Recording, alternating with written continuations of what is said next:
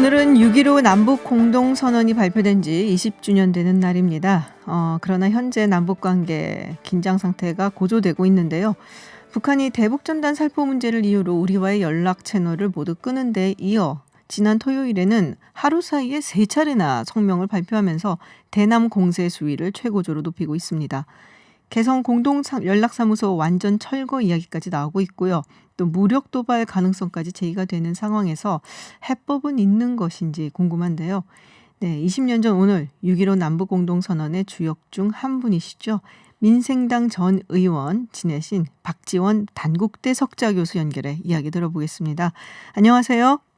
안녕하세요. 박지원입니다. 네, 자 의원님이라고 제가 불러드린 것이 더 익숙하실까요? 아니면 이제 교수님의 더 좋으실까요? 저 궁금한데요. 아무거나 다 좋습니다. 어느 게 더 편하세요? 교수님 하세요. 교수님이 더 의원 편하세요? 하면은 또 민생당 전 의원이라고 하니까 싫어서. 그러시군요. 네, 어떻게 지금 근데 뭐 수업은 지금은 아직은 못 하실 거 아니에요? 비대면이고 학생들 뭐 학교 오지 않으니까요. 아직은 하지 않고 있습니다. 그렇군요. 그냥 다음 학기에 어쨌든 이제 강의 개설하시고 그러면은 많은 학생들이 몰릴 것 같습니다. 정말 생생한 이야기 들을 기회가 또 어디 있겠나 싶은 생각이 드는데요. 감사합니다. 사실 의원님이라고 익숙해져갖고 제가 하는데. 네. 근데 오늘 참 의미 있는 날인데 또 의미 있는 또 일을 하셨던 분이시고, 근데 지금 뭐 상황 굉장히 안타깝게 보고 계실 것 같아요. 어떻게 보고 계세요? 굉장히 우울합니다. 사실 20년 전 오늘 김대중 대통령이 4분을 모시고 지금쯤 서울에 도착해서 아마 저는 기자들하고 식사를 하면서 브리핑을 하고 있고 조금 있으면은 TV에 출연해서 상황을 살필 건데 이렇게 우울하게 맞는 6.15 20주년이 될지 누구들 알았겠습니까? 그러나 지금 현재 북한의 태도로 볼 때 어렵지 않을 것 같다. 쉽지 않을 것 같다. 어렵다. 그래서 우울합니다. 그렇군요. 지금 뭐 대남 공세 수위가 점점 높아지고 있거든요. 뭐 우리와 확실하게, 그러니까 남한과 확실하게 결별할 때가 됐다라는 이야기에다가 뭐 군대 뭐에다가 이제 뭘 할 수 있는 뭐 이제 앞으로는 군대적인 행동이 있을 것이다라는 얘기도 있었고, 뭐 연락 채널 모두 끄는 거는 뭐 다들 아시고 계실 것 같은데요. 자, 그러면 우리 교수님께서 보시기에는 다음에 이제 북한이 취할 수 있는 행동은 어떤 게 있을 거라고 보시는지, 뭐 여러 가지 이야기들은 있습니다만은 그래도 가장 정통한 또 교수님이시니까. 북한은 전쟁은 원하지 않을 것입니다. 어떠한 경우에도 미국이 무서워서도 못합니다. 역시 우리 정부도 전쟁은 원하지 않고 미국이 못하게 하니까 못하는 겁니다. 어떻게 됐든 한반도 남북에 미국의 영향력은 미치고 있는 건데요.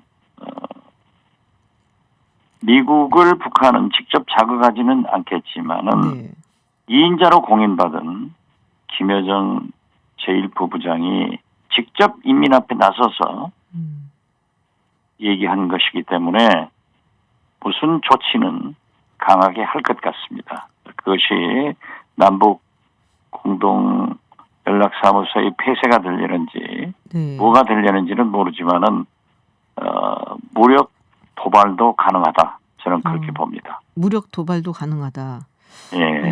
그런 말씀들 많이는 하시는데, 그러면 미국을 직접 자극하기는 힘들 것이다. 그렇다면은 뭐 ICBM을 발사한다든지 이거는 이제 좀 힘들 것이다라고 보시는 건지요? 그렇습니다. 지금 뭐 핵실험이나 ICBM을 발사할 그러한 것은 북한에도 부담이 될 겁니다. 또 사실 미국 트럼프 대통령도 지금 여러 가지로 어려운 상황 아니에요?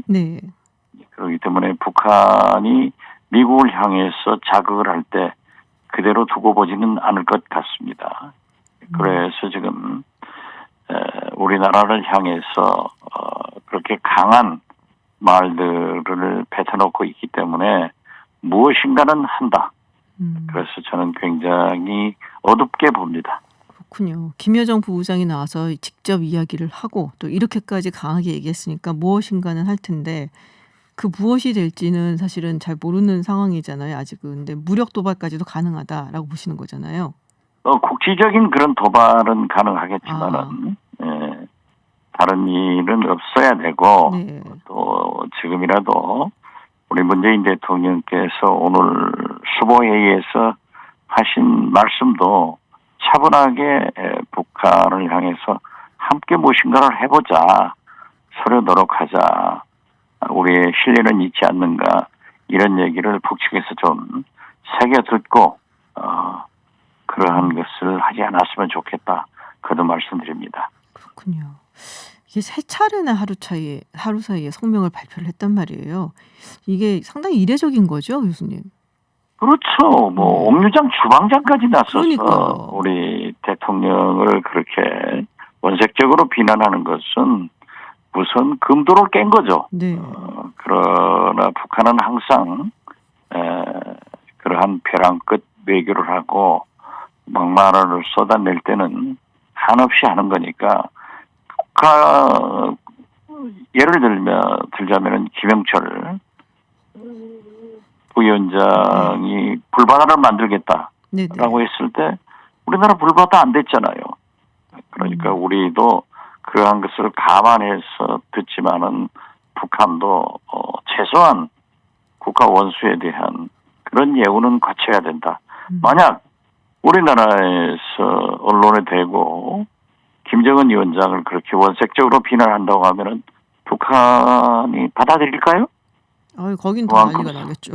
그렇죠. 네. 그만큼 성숙한 우리 상대인 대한민국을 의식해서라도 그러한 일이 없었으면 좋겠습니다.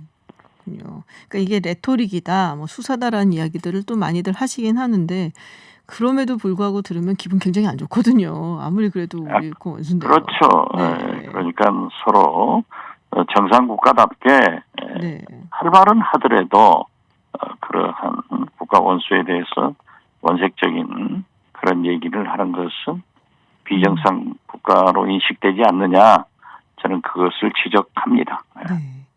자, 뭐 지금 사실 이 상황까지 오게 된 거 뭐 여러 가지 분석들도 있고 뭐 이야기들도 있는데요.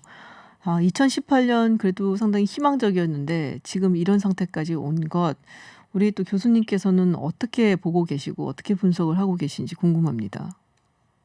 사실 미국이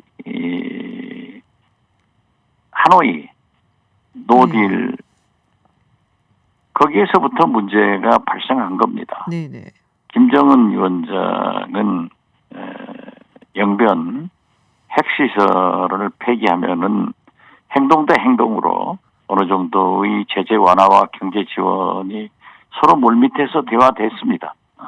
그렇기 때문에 평양에서 그들의 인민에게 핵을 폐기하고 경제 발전을 가져오고요. 그러한 것을 발언하고 또 환송을 받으면서 열차로 하노이까지 도착했지 않습니까? 네. 제가 수차례 지적했습니다마는 회담 당일 미국의 NBC에서 두 정상회의 회동에 대한 합의문이 입수돼서 발표가 됐다고 그랬어요. 네. 저도 그 내용을 보니까 굉장히 좋은 합의더라고요. 되게 우리가 뭐 한국에서도 정치란 게 그러지만은 외교가에서 정상회담 할 때 그 합의문을 사전에 공표되는 경우도 있잖아요. 네네. 그렇게 아마 김정은 위원장은 북한은 믿고 들어갔을 거예요. 회담장에 가서 영변 핵시설 폐기와 경제제재 완화를 요구하니까 다 폐기해라. 그거 가지고는 안 된다. 완전 폐기를 할 때 제재 완화, 제재 해제가 된다. 이러니까 뒤로 넘어진 거 아니에요? 그 후 북한은 그래도 나름대로 미국에 대해서 풍계리 핵시설도 파괴하고 미군의 유해도 환성하고 소위 미국 시민권자의 억류도 해제하고 특히 핵실험이나 ICBM 발사를 하지 않았단 말이에요. 그런데 미국은 북한에 무엇을 해줬는가? 여기에 가장 큰 왼수는 코로나입니다. 어. 코로나가 중국 우한에서 발발하니까 본래 북한은 감염 시스템이나 치료 시스템이, 의료 시스템이 취약하기 때문에 네. 국경 봉쇄를 잘해요. 모든 전염병이 생기면은 네네. 사스 때도 메르스 때도 다 그런 걸 경험했는데, 그러니까 북중 국경을 봉쇄하고 지금 인적 교류도 못하지만은 물적 반입이 안 되잖아요. 네. 또 되더라도 굉장히 제한적으로 되고 상당히 3주간 격리 처리를 하고 하기 때문에 지금 우리나라 같은 나라에서도 3, 4개월 코로나가 계속되고 있으니까 재난기금을 지급하듯 북한 경제가 엉망이 됐습니다.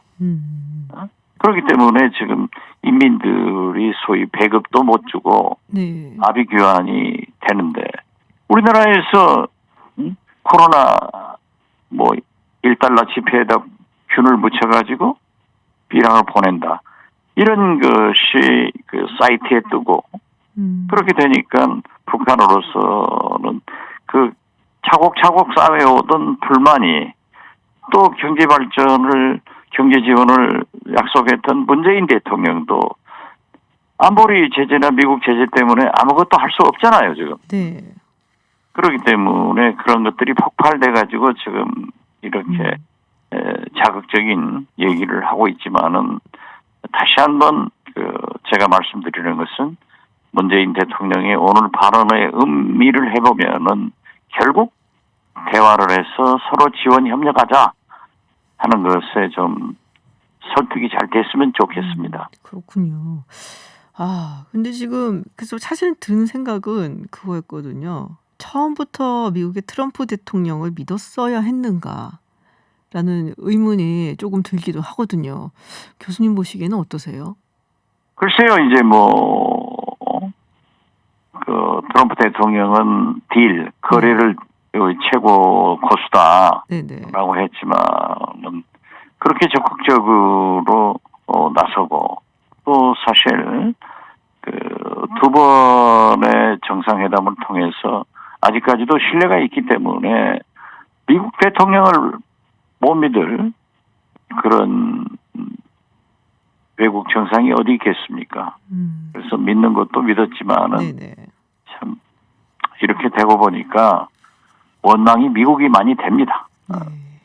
자, 코로나 말씀을 하셨고, 또 그거에 대해서 차곡차곡 쌓아왔던 불만에 이렇게 약간 좀 우리가 하나 톡 터트린 그런 상황이 됐고, 거기에다 이제 대북 전단 살포 문제까지 말씀을 하셨는데요. 만약에 그러면 우리가 대북 전단에 대해서 단호하게 대처를 한다고 해서 북한이 지금 그렇다면은 다시 손을 잡으러 나올 것인가라는 부분은 어떻게 생각하세요? 손을 잡으러 나오건 안 나오건 네. 그것이 문제가 아니라 단호하게 대처를 했어야 됩니다. 이명박 정부에서도 박근혜 정부에서도 단호하게 대처를 했고요. 네네. 특히 박근혜 정부 때 2014년 탈북인 한 분이 그러한 전단 살포를 계획하니까 정부에서 막아가지고 못했어요. 이분이 정부를 상대로 5천만 원 상 손해배상 청구를 법원에 했는데, 네. 1심, 2심에서 다 전단 살포가 잘못이다. 표현의 자유보다는 국민의 재산과 생명이 중요하다. 네네. 이런 판결이 내려서 2016년도 3월 대법원에서 최종 판결이 났습니다. 박근혜 정부 양승태 대법원장의 대법원 선고는 재산과 생명의 보호가 표현의 자유도 중요하지만은 중요하다. 이렇게 해가지고 불법 판정이 난 것을 네. 우리 정부에서 대처를 하지 않고, 또 일부 통합당 인사들이 김여정 하명법이다, 김여정이 말을 하니까 바로 법안을 한다, 이건 아니에요. 18대, 19대, 20대 국회에서 법안 발의를 했지만은 통합당의 반대로 통과가 안 된 거예요. 상정도 안 된 거예요. 그리고 우리 통일부에서도 진즉부터 이러한 법안을 준비 중에 있었는데 이제 총선 민의로 민주당이 또 범진보 세력이 190석을 확보했다고 하면은 반드시 법을 제정해서 실정법으로 막아야 된다. 저는 그렇게 얘기합니다. 이미 진작부터 준비되었던 법안이기 때문에 이번에 꼭 실정법으로 만들어야 된다라는 입장이신데요. 그렇죠. 네. 대법원의 판결이 네네. 모든 것을 말씀해 주지 않습니까? 그렇군요. 자, 지금 뭐 특사 이야기 나오고 있어요. 안철수 국민의당 대표가 뭐 본인도 갈 수 있다라는 이야기를 했었고요. 또 특사하면은 가장 제일 먼저 생각나는 인물이 또 교수님이잖아요. 방호복을 입고라도 만나야 된다는 말씀을 하셨는데. 예, 네. 제가 특사 파견은 반드시 해야 되고 지금 코로나 때문에 네. 우리가 올라갈 수도 없고 북한에 내려올 수도 없어요. 또 우리가 미국으로 갈 수도 없고 미국에서 나올 수도 없잖아요. 네네. 물론 무리해서 갈 수는 있겠지만 그렇기 때문에 방호복을 입고라도 특사를 파견해서 대화를 해나가야 된다 하는 것을 강조했는데 안철수 대표가 특사 파견을 찬성한 것까지는 좋았는데 자기가 가고 싶다 한 것은 그냥 오늘의 정치권 말로 그냥 기록했으면 좋겠어요. 아, 네. 근데 특사가 가면은 정확히 어떤 효과가 있을까요? 어떻게 됐든 그 김여정 네. 제1부부장도 만나고 김정은 위원장을 특사니까 만날 수 있지 않습니까? 네. 대통령 특사니까. 그렇게 해서 우리의 상황과 미국의 상황 또 현재 국제 정세를 직접 잘 얘기를 하면은 저는 이 북한은 특수한 사회이기 때문에 과정이 필요 없고 지도자의 결정이 제일 중요하거든요. 네. 그러한 것을 직접 설명해서 김정은 위원장 또 한없이 그런 남북 관계가 긴장되고 교류 협력 없이 어떻게 경제가 그 인민들을 먹여 살릴 수 있겠습니까? 또 그리고 트럼프 대통령도 지금 현재 굉장히 곤혹스러운 처지에 있지 않습니까? 조 네. 바이든과의 대통령 선거도 어떻게 될는지 모르고 네네. 코로나, 경제, 흑백 갈등 이런 처지가 있기 때문에 저는 먼저 남북 정상회담을 통해서 문재인 대통령이 방문할 수 있도록 또는 판문점에서 만날 수 있도록 특사가 좀 노력을 하고 또 미국 가서도 이러한 설명을 해서 한미 정상회담을 하고 좀 발상을 뛰어넘어서 삼국 정상들이 만나가지고 풀어가는 그런 모습이 아니면은 굉장히 불행한 결과가 온다. 그래서 저는 그러한 일을 좀 했으면 좋겠습니다. 네. 지금 문자에서요. 청취자 한 분이 "그럼 특사는 박지원 교수님이 가야 되는 거 아닙니까?"라고 질문을 하셨어요. 교수님 생각에는 누가 가장 네, 제가 적합하다고? 20년 전 네. 6.15 남북정상회담 특사를 네네. 문화관광부 장관 신분으로 했습니다. 네. 그때 북한에서 우리 정부에 요구한 게 국정원은 나서지 마라.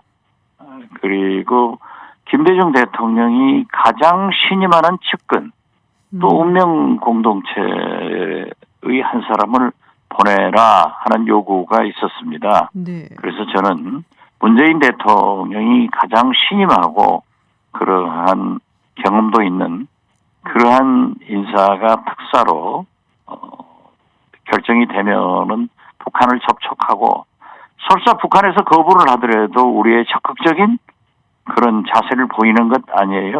네. 만약 그러한 특사가 결정되면은 저 같은 사람은 뒤에서 옆에서 돕는 역할을 할 수 있을 것이다. 그렇게 생각합니다. 너무 겸손하신 말씀이신 것 같긴 한데요. 아니 저는 적당하지가 않죠. 네. 근데 지금 왠지 느낌에 약간 한국에 대해서는 김여정 부부장이 좀 맡고 있는 것 같고 또 김정은 위원장은 그럼 미국과 상대를 하겠다라 뭐 이런 약간 투트랙 전략 같은 보이는 이런 모습도 보이거든요. 그럼 대북 특사가 갔을 때 김정은 위원장을 만날 수는 있겠죠? 당연히 만나죠. 네. 대통령 특사이기 때문에 네네. 안 만난 적은 없어요. 물론 과거에 한두 번 있기도 합니다만은 그러고 그리고 지금 김여정 제1부부장이 우리 대남 총괄이라서 맡는다. 또 대미 관계는 김정은 위원장이 직접 맡는다. 그렇게 구분할 필요 없을 겁니다. 결국 최종적인 결정권자는 김정은 위원장이고 차라리 김여정 실세 제2인자가 그렇게 전면에 나서는 것은 대화를 풀 수 있는, 대화를 할 수 있는, 성공시킬 수 있는 그러한 것에 더 합경이다. 그래서 저는 김여정 제1부부장이 전면에 나서는 것도 굉장히 좋은 일이다. 그렇게 생각합니다. 그렇군요. 마지막으로 특사 후보 혹시 우리 교수님 보시기에 이분은 정말 적당하다. 딱 걸맞는 분이다. 혹시 있으신가요? 제가 그런 얘기하는 것은 바람직하지 않습니다. 아, 알겠습니다. 네. 교수님 되시고 훨씬 더 편안하신 것 같아요. 목소리도 그렇고요. 아니요. 아, 아니세요? 편안하지 않습니다. 여러 가지 여건이 편안하지 못하게 하고 아, 사실 저도 잠을 못 잡니다. 그렇군요. 저희도 이렇게 괴롭혀드리고 자꾸. 네. 네, 뭐 여러 가지 그래도 북한과의 관계에 있어서 뭔가 좀 돌파구가 필요할 때 우리 교수님처럼 조언을 해주시고 또 여러 가지 이야기 해주실 수 있는 분이 꼭 필요합니다. 오늘 말씀 정말 어떤 고맙습니다. 경우에도 네. 6.15 이전으로 돌아가서는 안 됩니다. 6.15로 돌아가서 남북 관계가, 북미 관계가 잘 될 수 있도록 우리 모두 특히 통합당도 협력해야 된다 네. 하는 말씀을 드립니다. 알겠습니다. 교수님 오늘 말씀 고맙습니다. 네, 감사합니다. 네, 지금까지 박지원 단국대 석좌 교수와 이야기 나눴습니다.